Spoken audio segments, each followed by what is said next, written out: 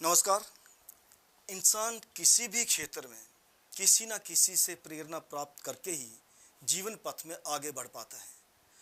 अगर साहित्य या कला के किसी भी क्षेत्र की बात करें तो ये बात और भी अधिक मायने रखती है, क्योंकि आमतौर पर किसी प्रतिष्ठित प्रेरक व्यक्तित्व से प्रेरित होकर ही इन क्षेत्रों में आगे कदम बढ़ाए जाते हैं।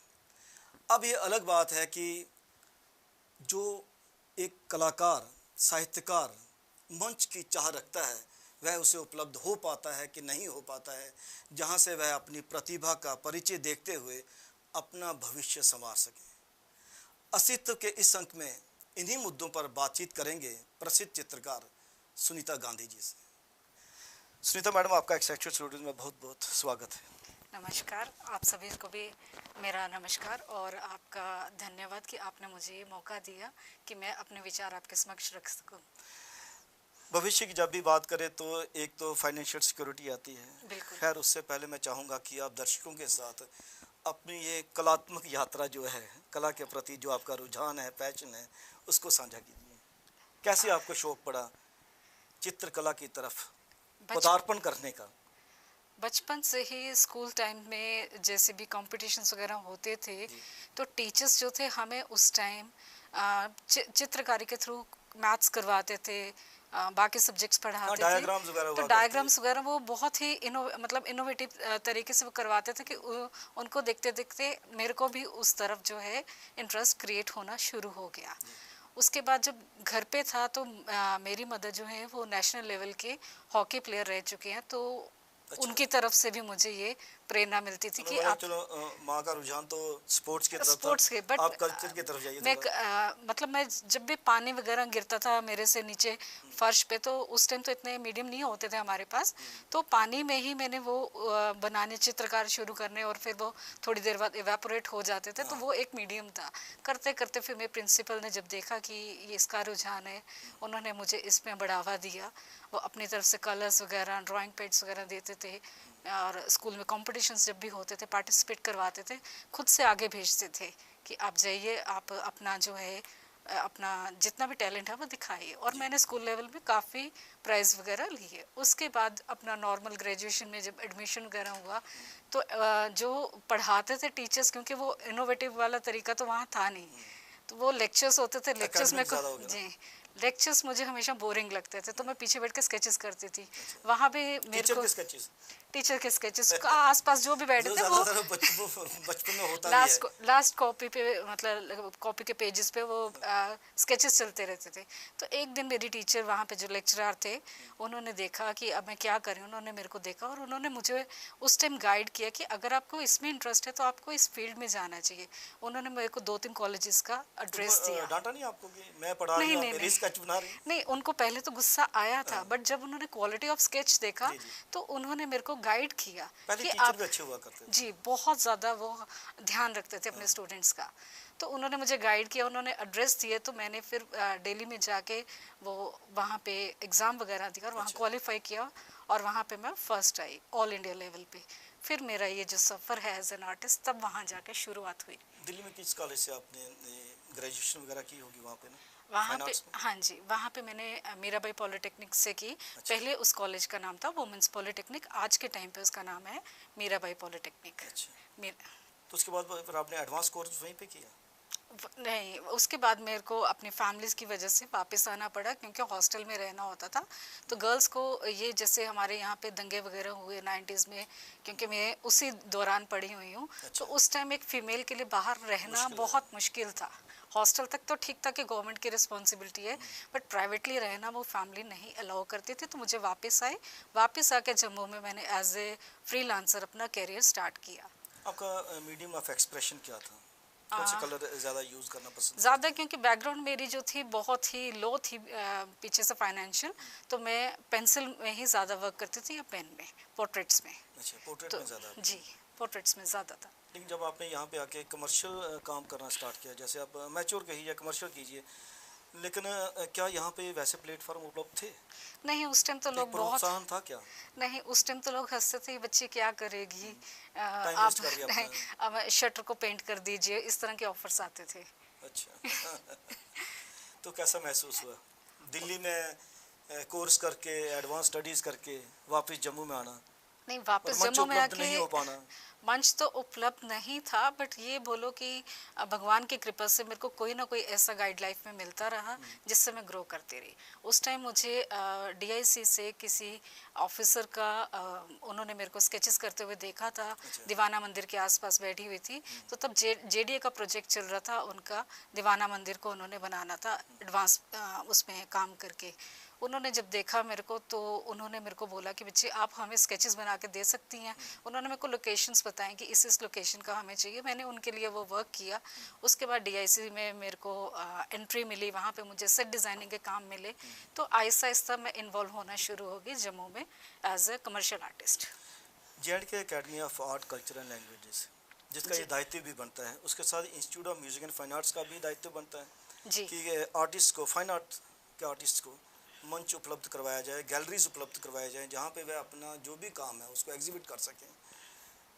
क्या समझती हैं कि ये दोनों संस्थान जो हैं, एक तो इंस्टीट्यूशन है, जी जी दूसरी ऑर्गेनाइजेशन जिसको एनजीओ आजकल कहा जा रहा जी है, जी जी मंच उपलब्ध करवा पा रहे हैं?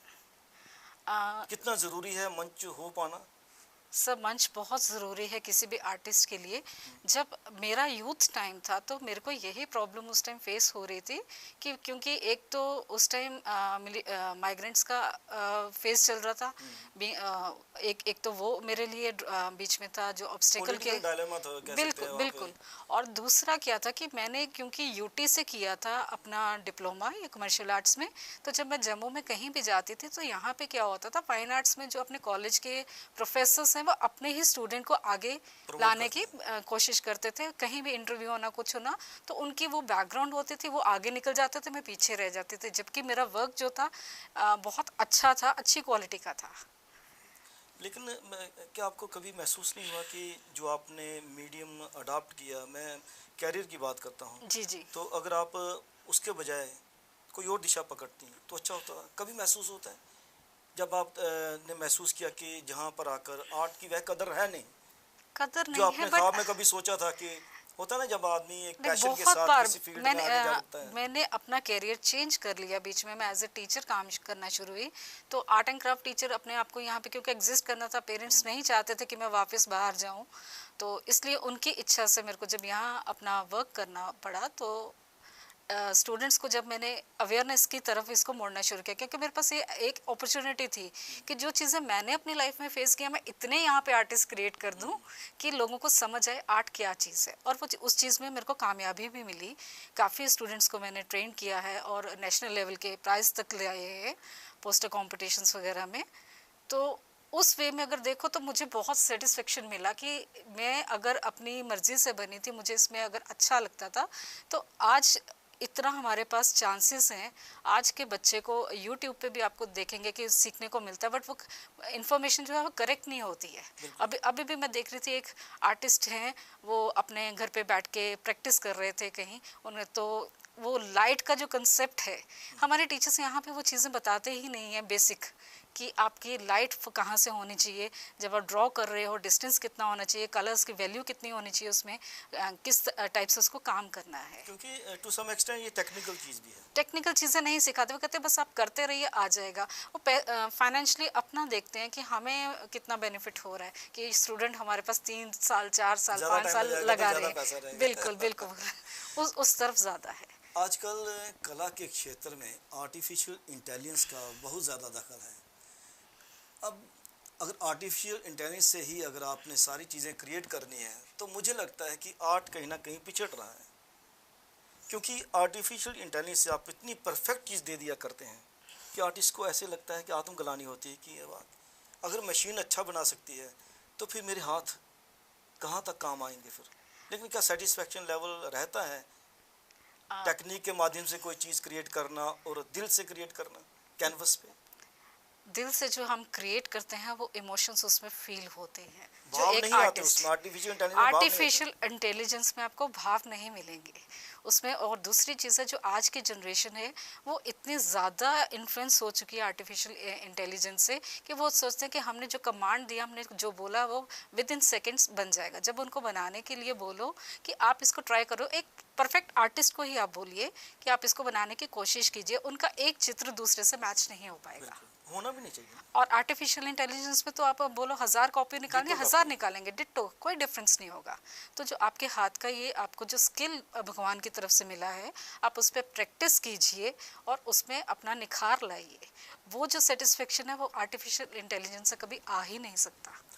बचपन में भी, अभी भी जब हम कला के क्षेत्र में आगे पढ़ने का प्रयास करते हैं, जांचने की कोशिश करते हैं, विशेषकर चित्रकारी के हवाले से, तो साउथ के राजा रवि वर्मा जी जी बहुत बड़े आर्टिस्ट हुए, जी विश्वविख्यात। अगर उन्हीं के लेवल पे जम्मू में किसी चित्रकार की बात होती है तो अनसंग हीरो की तरह रहे देवीदास जी। जी देवीदास जी के बड़े बड़े चित्र बनाए हुए पेंटिंग्स मंदिरों में बिल्कुल, डिस्प्ले हुआ करती थी। क्या वॉल वजह है कि पेंटिंग्स पे हाँ, वो बिल्कुल, किया बिल्कुल। करते थे। क्या वजह उनके है कि बहुत से उनको वह शागिर्द थे। एक्सपोजर नहीं मिल पाया और जो राजा रवि वर्मा जी को मिला? हम लोगों में क्या वो शाइनेस है, डोगरों में कि हम करते हैं घर बैठ के, पेंटिंग भी करेंगे, कला के किसी भी क्षेत्र से जुड़ जाएंगे, लेकिन एक्सपोजर नहीं लेंगे। नहीं, अगर आप इस टॉपिक पे बात करेंगे तो क्या था, राजा रवि वर्मा जी जो थे वो, उन्होंने वो टाइम देखा था जिस टाइम हम गुलाम हुआ करते थे। तो उन्होंने आर्ट को, एक मीडियम को, इसको आर्ट को उन्होंने यूज़ किया, अपने अंदर का जो एग्रेशन था वो पब्लिक में लाएं, पब्लिक को अवेयर करें। ठीक है, टफ नहीं था तब जब हम गुलाम बहुत थे? टफ था, बहुत टफ था, लेकिन जो तो अपने अभी तो अंदर सहज की तरीके भावना से, जो है, अभी तो सहज तरीके से जी। वो चीज़ बाहर आ सकती है। नहीं, बट वो उन्होंने हार नहीं मानी ना, वो बहुत अपने उसमें लगे रहे, प्रयास में लगन थी लगे रहे, उनमें। लगन थी। और उन्होंने, आप उनकी एक पेंटिंग देखेंगे, हमने श्री राम को हमेशा देखा है बड़े कूल से, काम से पोस्टर्स में, लेकिन वो राजा रवि वर्मा जी की पेंटिंग है जिसमें राम को एग्रेशन में भी दिखाया गया है कि जब उनकी पत्नी को लेके गए थे रावण, तो उन्होंने कैसे एग्रेशन से वो फेस किया। वो जो सीन उनकी पेंटिंग्स हैं वो आज भी हम देखते हैं तो वो इमोशंस को हम फील करते हैं। ठीक है, तो अब जैसे देवीदास जी की हम बात करें तो वो आर्टिस्ट जो हैं वो गवर्नमेंट की जो स्कीम्स होती थी या जो एम्प्लॉयज़ होते थे वो क्या करते हैं, आज के टाइम पे भी ये खुला सच है, कमीशन देंगे तो काम मिलेगा। तो बस उस चक्कर में वो आगे नहीं आ पाए।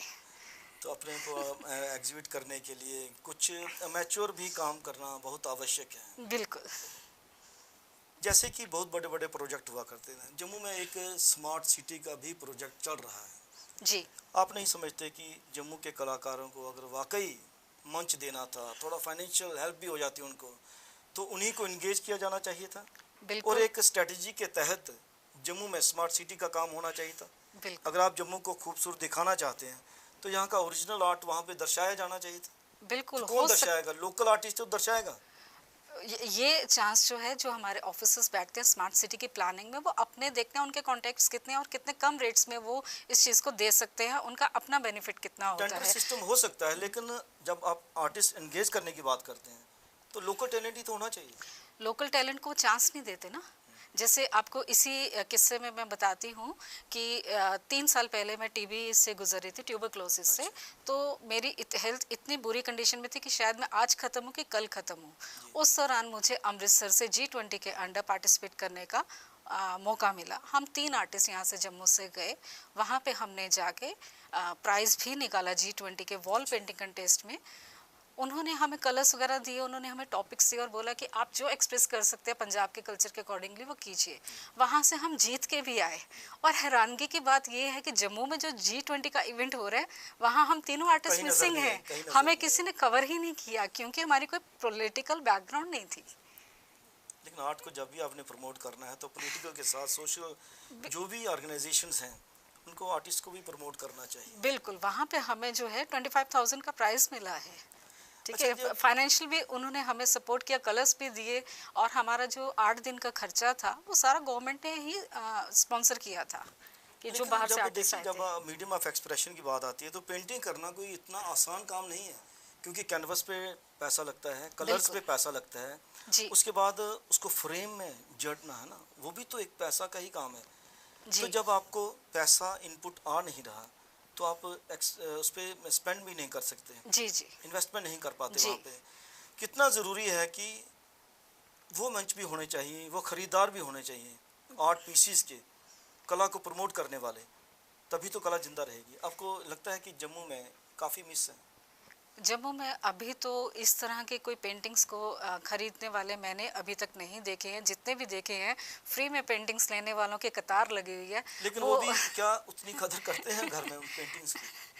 उनके हिसाब से क्या है कि ये वेस्टेज ऑफ टाइम है कि आप इससे बेटर, मेरे को मेरे स्टूडेंट्स बोलते थे, मेरे जो गवर्नमेंट एम्प्लॉयज़ हैं जिनके लिए मैंने काम किया या ट्यूशन्स दी हुई हैं उनकी वाइफ्स को, वो भी मुझे ये बोलते थे, मैडम आप किन चक्रों में पढ़े हुए हैं, इससे बेटर आप पढ़े लिखे हो, आपने बीकॉम की हुई है, आप किसी अच्छी जगह पे जॉब कीजिए, कौन सी फील्ड में आप आगे लेकिन पैशन अपने। उनको नहीं पता ना कि पैशन क्या चीज़ है। हाँ, ये जो पैशन है, पैशन आपको जो है ये मुझे खुद को सेटिस्फेक्शन देता है। पब्लिक इसको क्या बोलती है, क्या करती है, उससे मुझे कोई लेना देना नहीं है। लेकिन हाँ, अगर फाइनेंशियली हमारे लिए प्लेटफॉर्म क्रिएट होता है एज एन आर्टिस्ट, तो जम्मू में इतना टैलेंट भरा हुआ है कि आप बाहर वालों को अगर देखेंगे, उनका टैलेंट उस लेवल का नहीं है जितना हमारे JNK में आपको नज़र आएगा। इवन कश्मीर में, श्रीनगर में, वहाँ के स्टूडेंट्स को जब मैं देखती थी कि लद्दाख से जो बच्चे आते थे, उनको जो मैंने थोड़ी सी क्लासेस दी हैं टेक्निकल, और उनका हैंड जो मैंने देखा, जो कॉमर्स फील्ड के हैं, वो पहले सोचते थे मैम कॉमर्स का हम हो के हमें आर्ट से क्या लेना है। तो मैं उनको समझाती थी, बेटा आर्ट अपने लिए है, किसी और के लिए नहीं है। ये हमारी अपनी इनर जो ग्रोथ है, पर्सनैलिटी है, उसको ग्रो कर रहा है। तो उसमें जब उनका हाथ में किया, तो लद्दाख में आज वो काम कर रही हैं लड़कियाँ। हमारी जो स्टेट है यूटी जो है, वह ज़्यादातर टूरिज्म पे डिपेंड है। जी अलग अलग राज्यों में ऐसा होता है कि वहाँ पे जो एग्जीबिशंस लगा करती हैं तो वहाँ पर अपना लोकल आर्ट दर्शाया जाता है। जी आप नहीं समझती कि जैसे कला केंद्र है, वहाँ पे एक रेगुलर एग्जीबिशन होनी चाहिए जहाँ पे लोकल आर्टिस्ट की कलाकृतियों को दर्शाया जाए, ताकि जो भी टूरिस्ट बाहर से आता है वह इनको देख के रूबरू होकर यहाँ के आर्ट के बारे में भी जानकारी प्राप्त करे, और ज़्यादातर टूरिस्ट फिर अच्छी चीज़ लगे तो ख़रीदा भी करते हैं।